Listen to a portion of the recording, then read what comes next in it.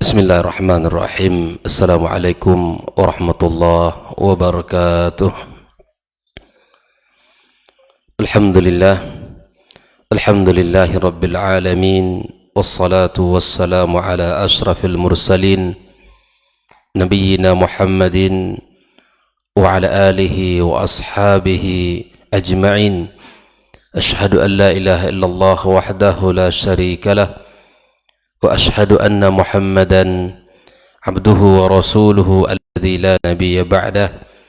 Allahumma bika asbahna wa bika amsayna wa bika nahya wa bika namut wa ilayka an-nusyur. Asbahna ala fitratil Islam wa ala kalimatil ikhlas wa ala dini nabiyyina Muhammadin sallallahu alaihi wasallam wa ala millati abina Ibrahim hanifan musliman wa ma kana minal musyrikin. Ma'asyiral hadirin wal hadirat, al musyahidin wal musyahidat, hafizakumullah wa ra'akum. Alhamdulillah, bersyukur kita kepada Allah Subhanahu wa taala atas nikmat yang Allah berikan kepada kita. Bersyukur kita kepada Allah atas kesempatan yang Allah berikan kita pada pagi yang penuh berkah ini. Kembali kita membuka dan mengawali hari kita dengan sebuah ibadah yang sangat mulia di sisinya. Mudah-mudahan apa yang kita lakukan di pagi ini dan apa yang kita lakukan di dalam aktivitas kita, Allah Subhanahu wa taala jadikan sebagai amal yang mulia dan diterima di sisinya, dan menjadi amal pemberat catatan kebaikan kita di sisinya. Kemudian kita bersalawat kepada Rasul sallallahu alaihi wasallam. Allahumma salli wa sallim wa barik ala Muhammad, untuk keluarganya, para sahabatnya, dan seluruh kaum muslimin yang senantiasa berada di atas sunnahnya. Tak lupa kita berdoa pula kepada Allah untuk orang tua kita yang telah membesarkan dan mendidik kita, atas jasa-jasa baik mereka kepada kita. Mudah-mudahan Allah ampunkan dosa mereka, Allah angkat derajat mereka di sisinya. Bagi yang masih hidup, Allah kokohkan dan Allah teguhkan di atas agama sampai bertemu dengannya. Dan yang sudah meninggal dunia, Allah lapangkan kuburannya, Allah berikan tempat yang mulia di sisinya. Untuk para guru kita, para asatidzah, semoga Allah Subhanahu wa taala berkahi hidup dan keluarga mereka. Kembali kita melanjutkan pembahasan tentang 200 tanya jawab seputar akidah atau At-Taifah Al-Mansurah. Pagi ini kita masih dalam pembahasan tentang Al-Quran, di mana seseorang mengatakan Al-Quran itu makhluk adalah sebuah perbuatan dosa besar yang bahkan akan mengeluarkan mereka dari agama Allah Subhanahu wa taala. Nah, kemudian dalam pertanyaan yang ke-85 ini ada pertanyaan, man humul waqifatu wa ma hukmuhum. Al-waqifah dalam istilah akidah yaitu humul ladzina yaquluna fil Qur'an la naquluhu wa kalamullah wa la naqulu makhluk. Kita mengatakan dalam akidah kita bahwa Al-Quran adalah kalamullah dan dia bukan makhluk. Itu keyakinan Ahlus Sunnah wal Jamaah. Al-Quran adalah kalamullah dan dia bukan makhluk. Sebagaimana kita yakini kemarin bahwa ketika Al-Quran ditulis dengan tinta, kemudian di atas kertas, dibaca oleh lisan, dilihat oleh mata, didengar oleh telinga, itu semua tidak menjadikan Al-Quran itu makhluk. Ditulis dengan tangan, kemudian menggunakan pena, kertas, itu semua makhluk. Kemudian dia dilihat, dibaca, didengar, itu mendengar dan melihat oleh mata kita, kemudian didengar oleh telinga kita, itu semua makhluk mendengarnya. Namun yang tertulis di atas kertas itu adalah kalamullah. Yang dibaca, yang diperdengarkan itu adalah kalamullah, bukan makhluk. Nah, Ada yang mengatakan bahwa kami tidak mengatakan Al-Quran itu kalamullah, dan juga kami tidak mengatakan bahwa dia makhluk. Nah, perkataan ini disebut dengan al-waqifah. Al-waqifah, mereka mengatakan la naqulu huwa kalamullah, kami tak katakan bahwa Al-Quran itu kalam Allah, wala naqulu makhluk, dan kami juga tidak mengatakan bahwa Al-Quran itu makhluk. Qala al-Imam Ahmad rahimallahu ta'ala rahmatan wasi'ah, Imam Ahmad berkata, man kana minhum yuhsinul kalam fahuwa jahmiyun, wa man kana la yuhsinuhu bal kana jahilan basitan fahuwa tuqamu 'alal hujjah bil bayani wal burhan, fa in taba wa aman bi annahu kalamullah ta'ala ghairu makhluq wa illa fahuwa syarrun minal jahmiyah. Dalam sebuah ungkapan yang mesti kita fahami bahwa, kata Imam Ahmad, barang siapa yang di antara mereka ini yang mengatakan ya, bahwa Al-Quran itu makhluk, maka dia jahmi. Jahmiyun maksudnya kalau dengan ungkapan itu adalah Al-Quran itu makhluk, fahuwa jahmiyun. Wa man kana la yuhsinuhu bal kana jahilan basitan. Kalau memang dia mengatakan itu karena kebodohan, tidak mengetahui apa-apa, maka ini tidak dikatakan sebagai ya jahmiyun, bal tuqamu 'alail hujjah bil bayan wal burhan, maka dia mesti diberikan kepadanya hujjah. Ini kalau ada orang yang mengatakan begini, tanyakan dulu maksud dia seperti apa. Kalau betul-betul dengan kalimat itu misalnya, maka dia jahmiyun ya, yang mengatakan seperti itu. Kalau tidak, maka dia harus dihadirkan kepadanya hujjah, dijelaskan kepadanya. Jika dia bertaubat dan beriman bahwa sesungguhnya adalah Al-Quran kalamullah, ya tidak makhluk, maka dilepaskan. Kalau tidak, maka dia termasuk orang-orang yang dari golongan Jahmiyah. Jadi kalau ada orang mengatakan seperti ini, dikatakan kepadanya dengan baik, apa maksud perkataan kamu seperti itu? Kalau maksudnya sekali lagi adalah Al-Quran itu makhluk, maka dia tak diragukan dari kelompok Jahmiyah. Ini kalau mungkin hanya ikut-ikutan atau karena kebodohan, maka dijelaskan kepadanya dengan bayan dan burhan. Kalau dia bertaubat, alhamdulillah, dan kalau tidak, maka ya dia bagian daripada kelompok Al-Jahmiyah. Kemudian kaum muslimin rahimakumullah, pertanyaan yang berikutnya, ma hukum man qala lafzi bil Qur'ani makhluk. Ini orang yang pertanyaan berikut ini adalah, apa hukum yang mengatakan lafazku terhadap Al-Quran itu makhluk? Dia bermain dengan kata-kata. Lafazku terhadap Al-Quran adalah makhluk. Semoga kita semua bisa pahami ya, bahwa Al-Quran adalah kalamullah, dia bukan makhluk.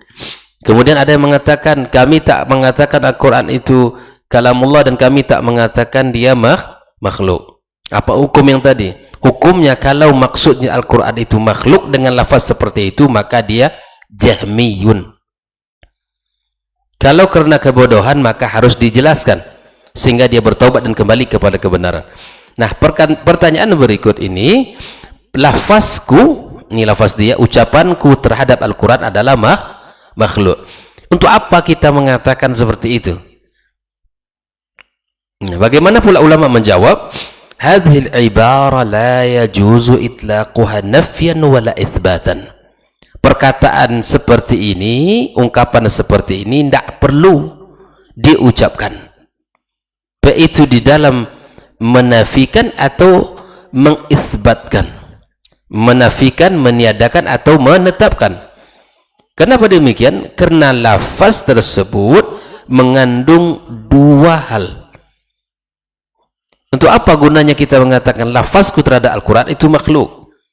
Cukup selesai dengan ungkapan kalau Al-Quran itu kalamullah bukan makhluk, selesai.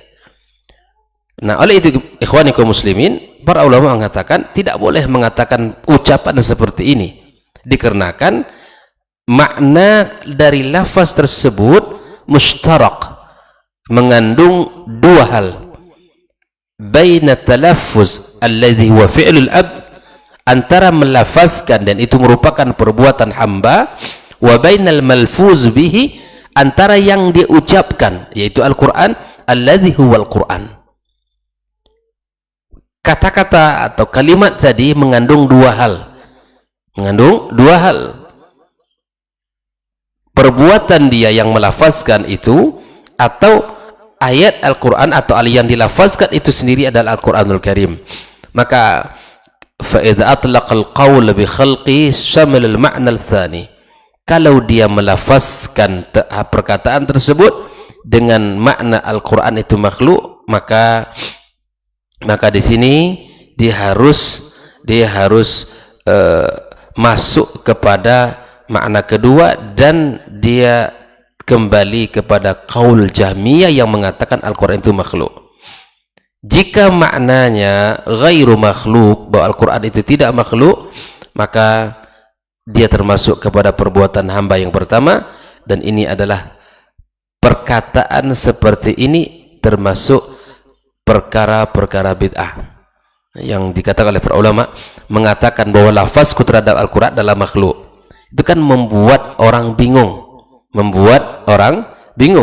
Nah, artinya bahwa ketika kita meyakini Al-Quran makhluk cukup, tidak perlu kita mengatakan bahwa lafazku terhadap Al-Quran makhluk.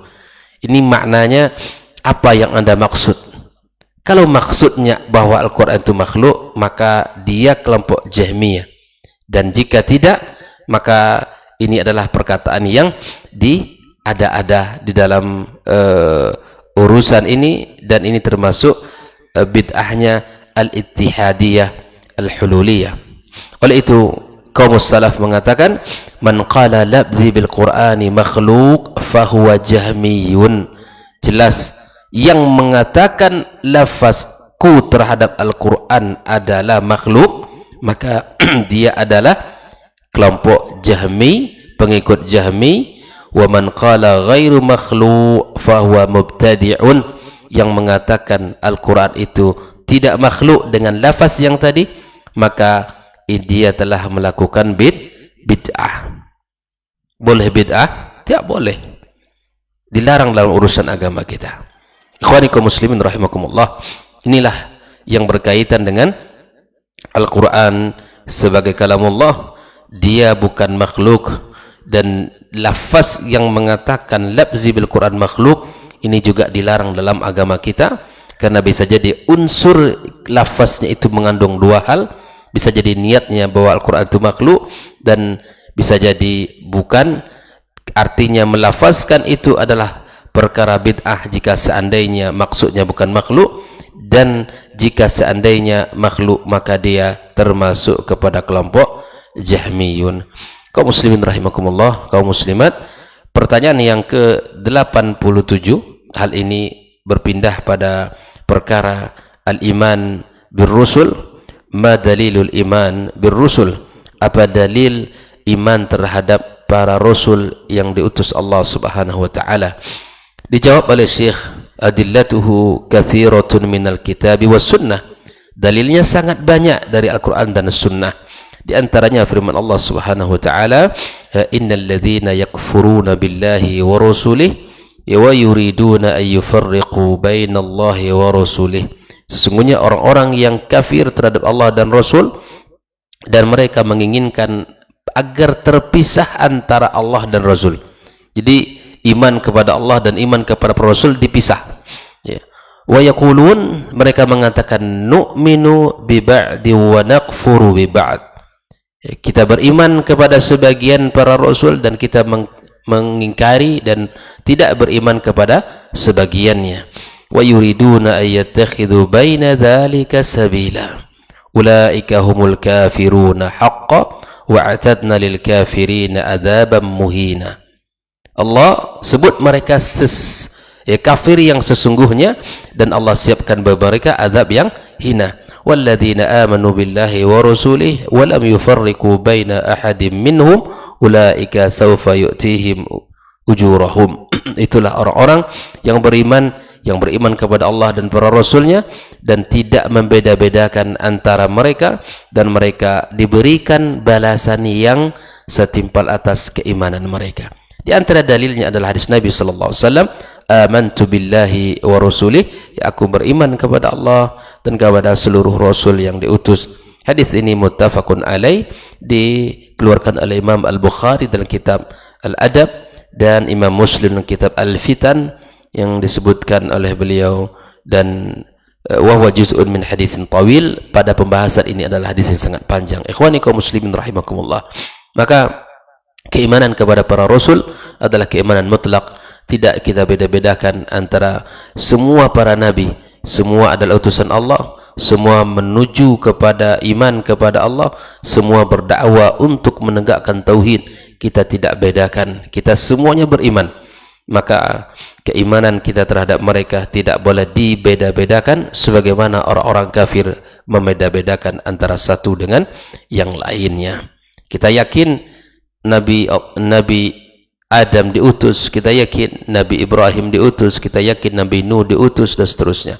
Maka kita meyakini Nabi Muhammad alaihissalam adalah Nabi terakhir dan penutup daripada segala Nabi, dan kita yakini mereka semua membawa risalah tanpa kita beda-bedakan antara satu dengan yang lain. InsyaAllah kita akan bahas apa makna keimanan terhadap para rasul pada pertemuan berikutnya.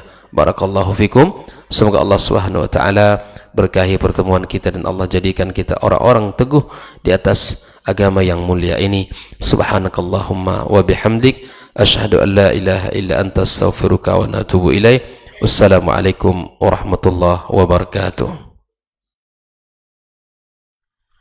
Orang yang keluar dari rumahnya menuju rumah Allah untuk menuntut ilmu syar'i, maka sungguh dia sedang berjalan di jalan ilmu, dan itu akan memudahkannya untuk menuju surga Allah Subhanahu wa taala. Man salaka tariqan yatlubu fihi ilman, salaqallahu bihi tariqan min turuqil jannah. Barang siapa yang menempuh sebuah jalan, jalan yang ditempuhnya adalah jalan menuntut ilmu, maka Allah akan mudahkan jalannya untuk menuju surga Allah Subhanahu wa taala. Orang yang berangkat ke masjid untuk menuntut ilmu syar'i dianggap sebagai jihad fi sabilillah. Nabi alaihi salatu wassalam bersabda, "Man dakhala masjidana hadza", barang siapa yang memasuki masjid kami ini, yakni Masjid Nabawi, liyata'allama khairan, untuk belajar atau mempelajari kebaikan, au yu'allimuhu, atau dia mengajarkan kebaikan, kal mujahidi fi sabilillah, adalah seperti orang yang berjihad di jalan Allah. Mudah-mudahan kehadiran kita di rumah Allah yang mulia ini, tujuan kita hanya satu, untuk mencari ridha Allah tabaraka wa taala. Mudah-mudahan ilmu yang kita pelajari, ilmu yang memberikan keberkahan, yang menerangkan jalan kita dan senantiasa menjaga kita di jalan Allah Subhanahu wa taala.